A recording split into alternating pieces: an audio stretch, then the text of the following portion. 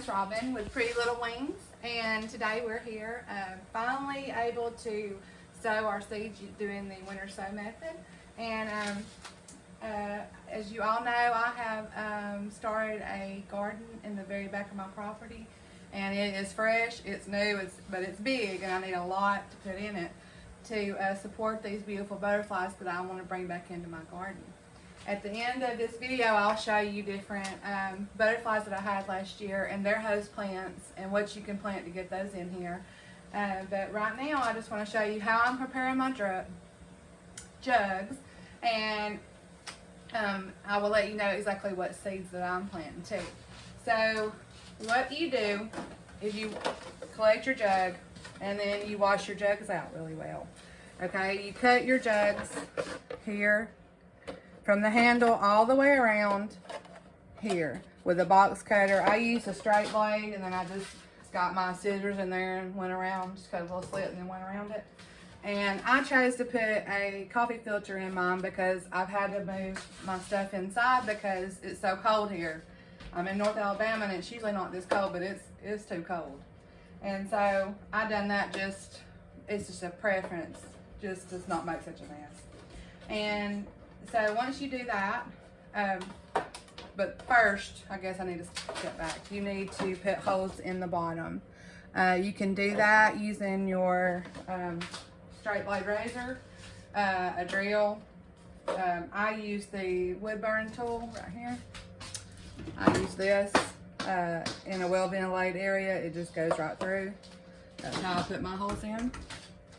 Okay, and so once you get them done, I just chose an organic outdoor potting mix, and I put in this bin. I put 2.5 quarts of water in one of this, just a regular size, this size potting soil. And you want it to be where it will hold together, but not drip water. That's what you're looking for. So I chose to put soil like from 1 inch up. I've watched a lot of information. Wash my hands. I've watched a lot of information, and I kind of just picked and choose what I feel like makes the most sense. So as far as the seeds go, I've seen where people wonder, and I also wonder, you know, how many seeds do you put in here? What seeds do you know to put in here? And I've found, I can't remember her name, but one person answered as far as what seeds do you put in there, and I can't remember her name, but she said, if it says direct sow in early spring, direct sow in early fall, direct sow year round, cold hardy, cold stratification, self-sowing, or perennial on your seed pack, then those are the ones that you should plant. So that was very helpful. And I've seen some people say 10, some people say 20 seeds, some people say 30. I'm just going to go with 20, the in between. And so I've got all that in. I'm fixing to sow, let's do a goldenrod, showy goldenrod. This is 100 seeds, so I don't need to probably put all those in there. So I'm just gonna, they're small seeds, so I'm just gonna put a little handful. And this is my first time sowing seeds. This was my first year trying to host the butterflies in my yard, and that was a success. So I'm hoping that this will be too. And I want everything in my garden that's all about the butterflies. That I want to do anything I can to support them, anything I can do to get them in here.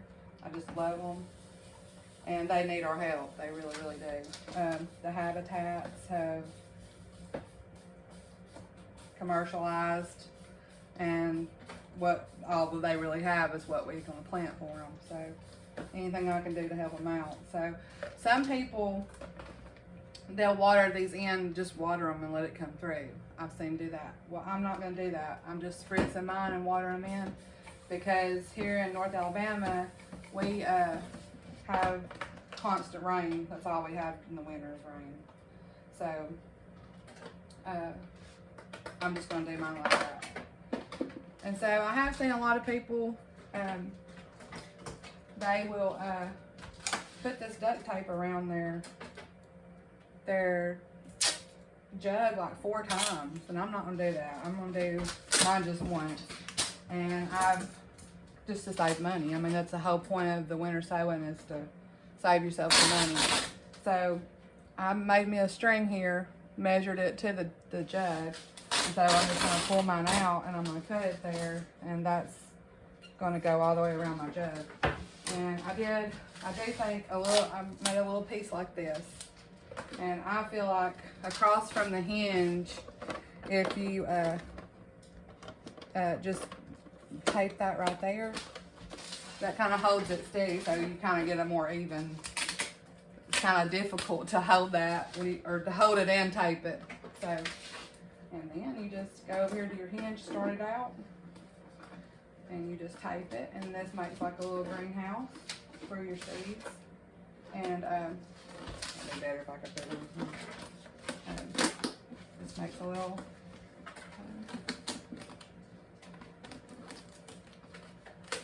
tape it on your slit.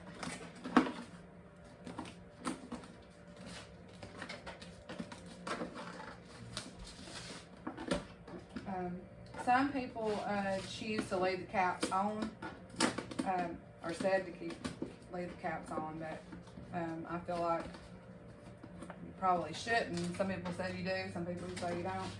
I think the water needs to get in there. As long as you have a good way to get it out of there, you know, enough holes that the water can, you know, leave, that's fine. So this is,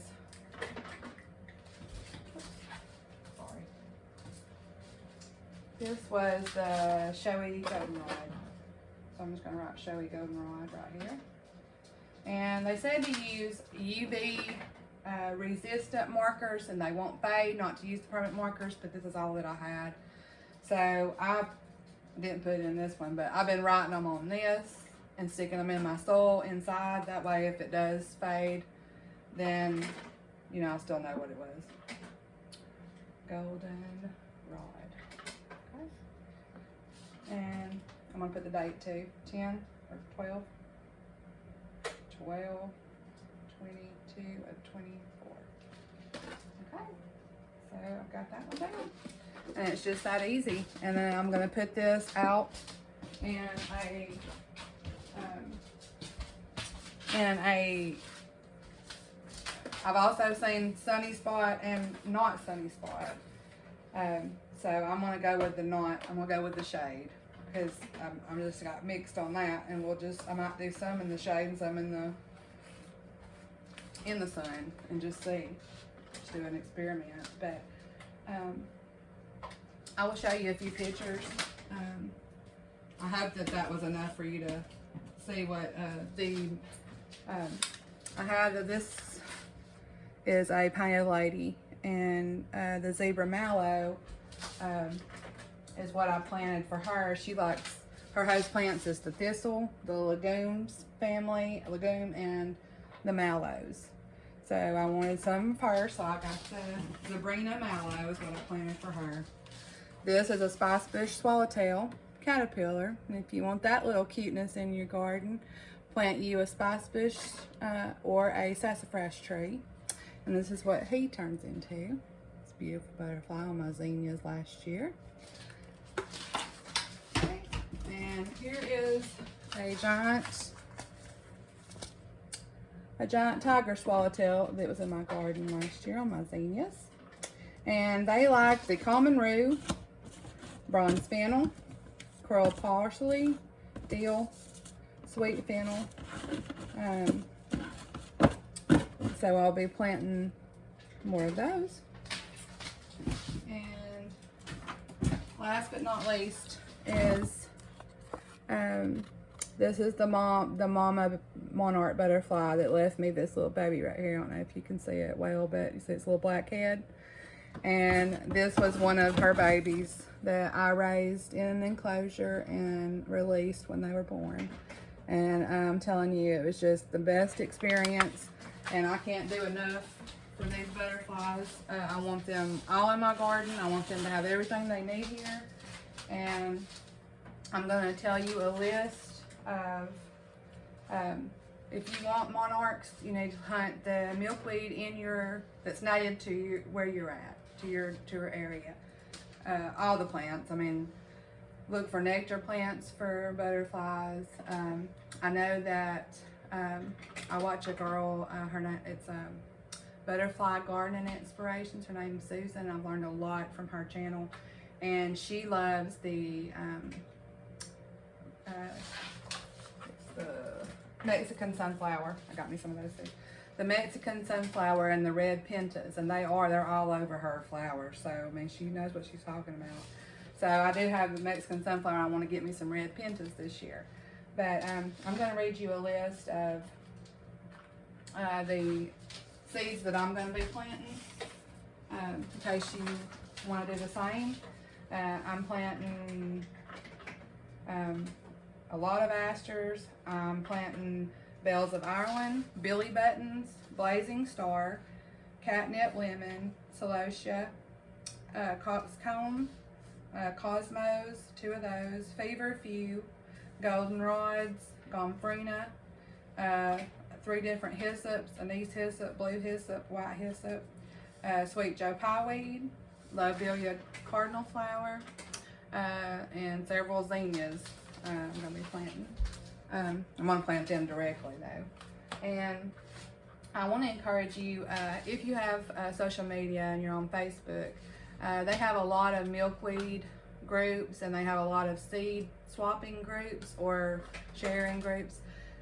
You can send those, if you find something that you like on the seed swapping, you can trade seeds, or you can send a self-addressed stamped envelope, and just send them an extra stamp, and that way they can get something that they want, you know, we're looking for.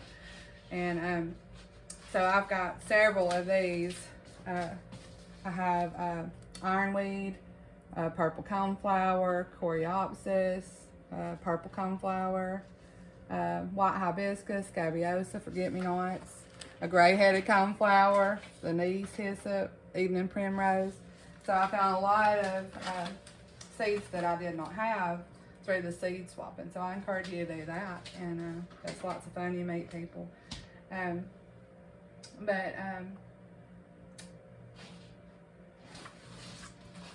just making sure I still have that. But yes, I will come back and I will show you what they're doing. I'm just going to check them every week. I'm going to just forget about them after I take them out, and I'm putting them in a shady spot. And then I'm going to check on them. If they need water, I'll give them some water. And if not, as soon as it warms up in the spring, that's when all this stuff should be happening in here. And fingers crossed, I hope all these make it. I have a perfect spot for everything that I'm doing. And I hope that you are sowing your seeds. And I've encouraged you to start a butterfly garden of your own. Thank you so much for watching, and like and subscribe for more. Thank you.